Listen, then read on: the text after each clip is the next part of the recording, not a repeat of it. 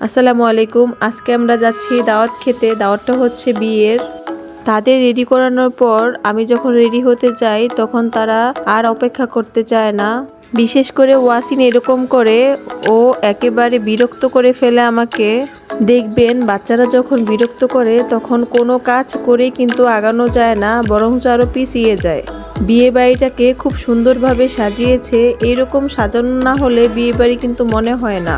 অনুষ্ঠানের অ্যারেঞ্জমেন্টটা যেহেতু পার্কিংয়ে করা হচ্ছে, তাই আমরা সেখানে যাচ্ছি। ওরা দুজনেই খুবই অসুস্থ, তাও ওদেরকে নিয়ে যাচ্ছি সাজুগুজু করে, কারণ সাজলে কিন্তু মন ভালো থাকে। তাছাড়া ওইখানে যেহেতু অনেক লোক থাকবে, তাই ওদের অসুস্থতার অনুভবটা কম হবে।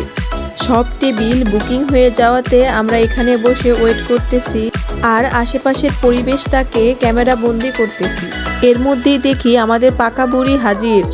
ভিডিও করা দেখে সে হাই দিচ্ছে, তার সাথে সাথে আয়াতও হাই দিচ্ছে।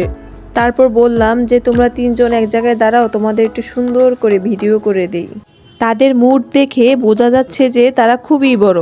তারপর খাবার খাওয়ার জন্য বসলাম। আর এটা হচ্ছে ওয়াসিনের অনেক বড় ফ্যান, ও বাচ্চাদের খুবই লাইক করে। খাওয়া দাওয়া শুরু করে দিলাম আমরা। আয়াত নিজের হাতেই খাচ্ছে। খাওয়ার মাঝখানে আয়াত খুবই অসুস্থ হয়ে যায়, তাই ওকে বাসায় দিয়ে আসা হয়। এখনও রান্না বান্না চলছে।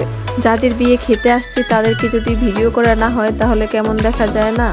তারপর আমরা ওই জায়গায় আর না থেকে বাসায় চলে আসলাম, যেহেতু বাসায় আয়াত আছে। অসুস্থ কতটা হয়েছে সেটা তো বলতে পারতেছি না, তাই তাড়াতাড়ি চলে আসলাম বাসায়। আর এই পাকা বইটা শুরু করছে, চাচি আমি তোমাদের বাসায় যাব।